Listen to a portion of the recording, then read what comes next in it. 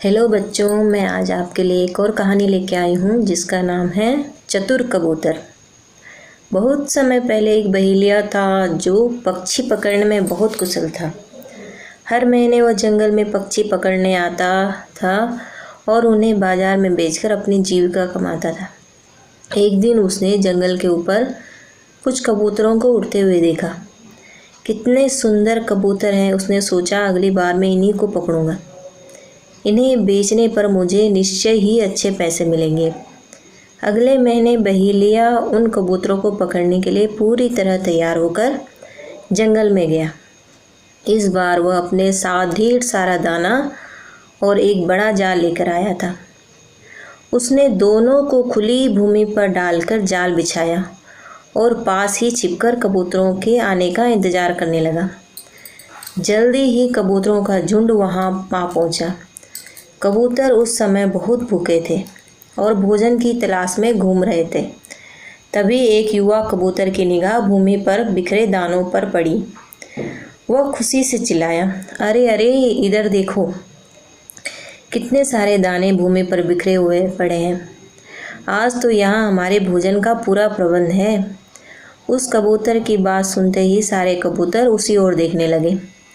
उन दोनों पर नज़र पड़ते ही वे भी बहुत खुश हुए। उनके मुंह में तो पानी आ गया, क्योंकि वे उन स्वादिष्ट दानों को खाने के लिए लालायित हो रहे थे। उन कबूतरों में एक बूढ़ा और अनुभवी कबूतर था। वह दानों को इस तरह खुले में बिखरे देख समझ गया कि दाल में कुछ काला है। रुको रुको, वह कबूतरों को रोकता हुआ चिल्लाया। यह तो सोचो कि यहाँ जंगल में इतने सारे दाने कहाँ से आ गए होंगे। मुझे तो लगता है कि यह किसी की बहेलिए का काम है। उसने हमें फंसाने के लिए यहाँ ये दाने डाले हैं। इन बुजुर्गवार को तो हर जगह खतरा ही दिखाई देता है। इस उत्साही कबूतर बोला, खुदा ही जानता है इन्होंने कितनी बार हमें खतरे से चेताया है।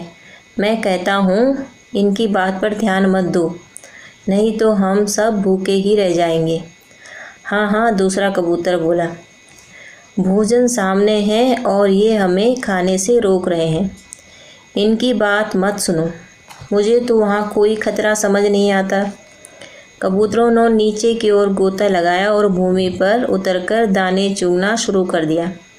सिर्फ बूढ़ा कबूतर नीचे नहीं उतरा, वह हवा में ही मंडराता रहा।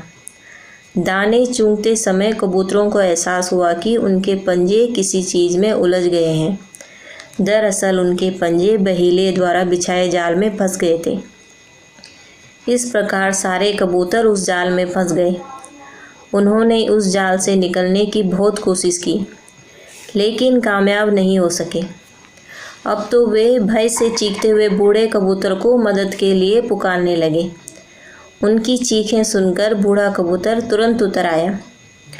उधर जाल में फंसे हुए कबूतर बूढ़े कबूतर की बात न मानने के लिए एक दूसरे पर आरोप मढ़ रहे थे। बूढ़ा कबूतर उन्हें समझाता हुआ बोला, चुप रहकर मेरी बात सुनो। अगर तुम इसी तरह आपस में झगड़ते रहे तो इस जाल से निकलने में कामयाब नहीं हो सकोगे, लेकिन एक साथ कोशिश करने पर तुम इस जाल से ज़रूर छूट सकते हो। तुम लोग मेरा संकेत पाते ही एक साथ पूर्व दिशा की ओर उड़ने लगना।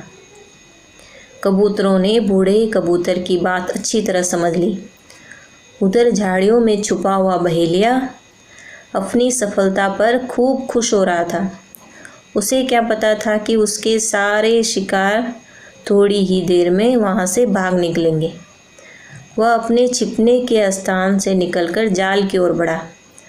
तभी बूढ़े कबूतर ने संकेत दिया और सभी कबूतरों ने एक साथ पंख फड़फड़ाने शुरू कर दिए। जल्दी ही वे जाल समेत हवा में उड़ गए। हैरत से बहेली की आंखें खुली रह गई। उसने सपने में भी नहीं सोचा था कि कबूतर इस तरह जाल समेत उड़ जाएंगे।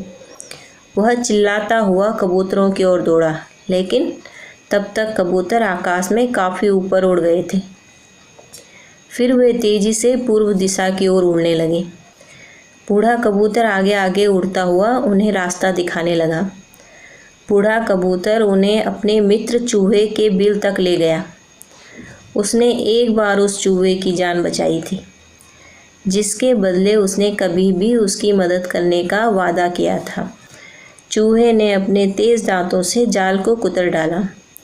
जल्दी ही सारे कबूतर जाल से आज़ाद हो गए और खुले आसमान में चक्कर लगाने लगे।